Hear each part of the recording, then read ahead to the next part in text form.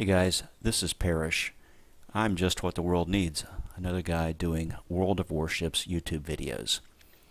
Well, anyhow, this is a game in my Tier 5 Fujin. Fujin is the same ship as the Kamikaze R or the Kamikaze.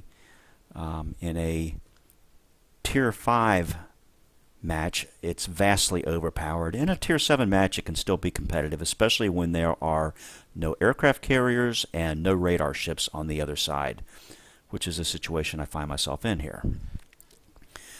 There are several enemy DDs, and they're really the only things I have to worry about.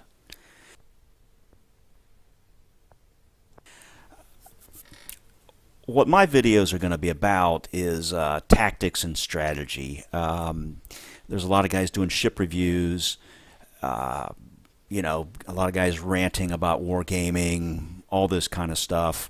I like Jingles myself, but his is there's all kind of stuff in his. It's entertainment is what his is. I don't think I'm entertaining, but this is tactics and strategy.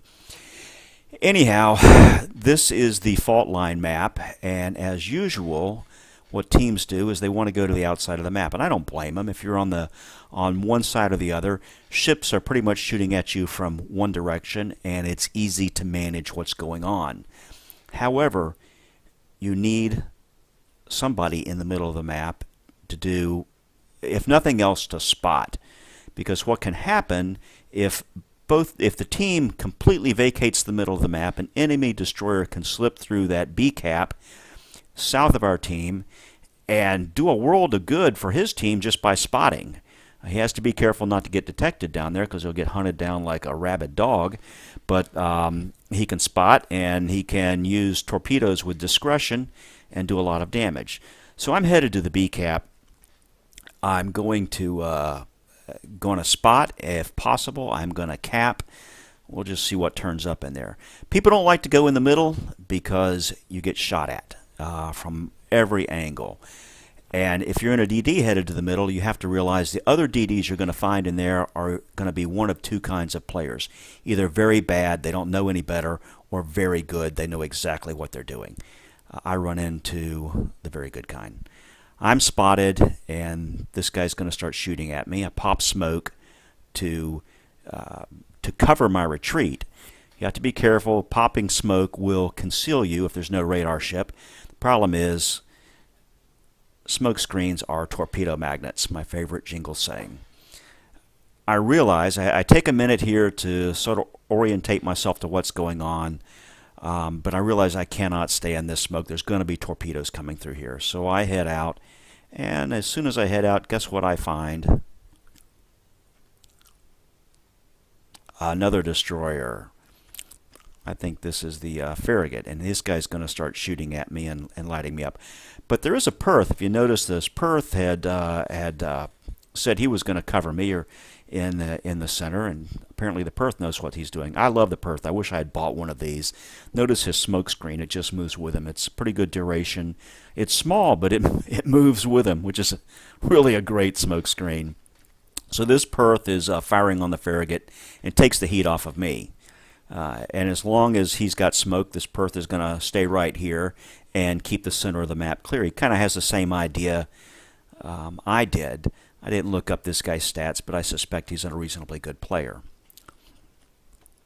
Anyhow, I'm waiting for my torpedoes to reload, and as soon as they do, you'll see that the Perth and I have the same idea, and that is we know there's a DD north of us, and we're just going to spam torps at a smoke screen that's up there. That's why you can't stay in smoke.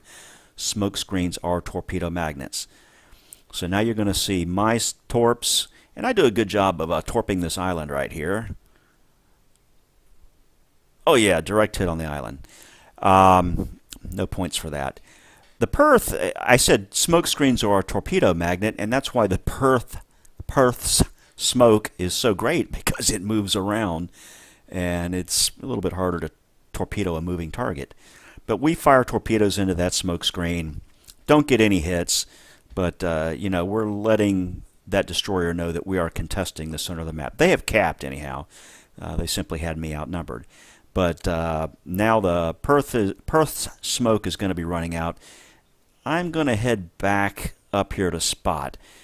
In the Fujin, I am the best concealed ship in this game. I have a 19-point captain running concealment expert. My detectability is way down. I've got the lowest detectability in this game. So I'm going to sneak back in here and see what's going on. And I'm thinking about putting torps in that smoke that's right there. There's probably a DD. There's something shooting out of it. There's probably a DD in there. So I'm going to put torps back in there. But as I do, something goes wrong. So here come my torpedoes. And guess what's going to happen? I'm detected by air, and then there's that Farragut again. Nasty dude. He's got far better guns than I do. I've got better torpedoes. He's got better guns. That's the way it is with low and mid-tier American and Japanese destroyers. The Americans have the better guns. The Japanese have the better torpedoes. So he's just beating me up, and I am trying to get out of here. The Perth really isn't close enough to lend me the kind of support I need right now. This Farragut is chewing me up, and he's in pursuit. And the only hope I have is to make it around this island that's in front of me now. I'm going to try to torpedo him again, but as I swing around to launch torps, I present a better target for him. Also, there's a shores out toward the A-cap that's shooting at me, and I'm in trouble here. I really am. I'm going to take some hits from the shores, more hits from the Farragut. Those torpedoes are going to miss. I managed to get off some more torpedoes. There's the big hit I took, and I'm in trouble. I'm in real trouble right now. I'm just running for my life. Engine's out. I have to repair. They hit me again. The Farragut, sometimes when you're firing your guns, you kind of forget about other things going on, and I almost, am I going to get, what's going to happen here? It's close. It's going to, he missed. Anyhow, you see there's very little left of me. Am I going to make it around the island? What's going on? Wait for it. And look at that. I just barely managed to sneak around the island. Lucky for me, a couple more hits and I'm gone. Anyhow, I'm over here with a damaged engine, waiting for that. I'm out of repair, waiting for my engine to repair itself. And I'm thinking, where is that Farragut going? I bet he is going to come around the other side of this island. So you know what I'm going to do? Sorry about that. I'm going to put some torpedoes right at that point where I think he's coming. And there go my torpedoes. Is he going to behave predictably or not? Let's see. There he is. He's exactly where I thought he was going to be. Can he dodge these? And I take a couple more hits. One more hit, I'm gone.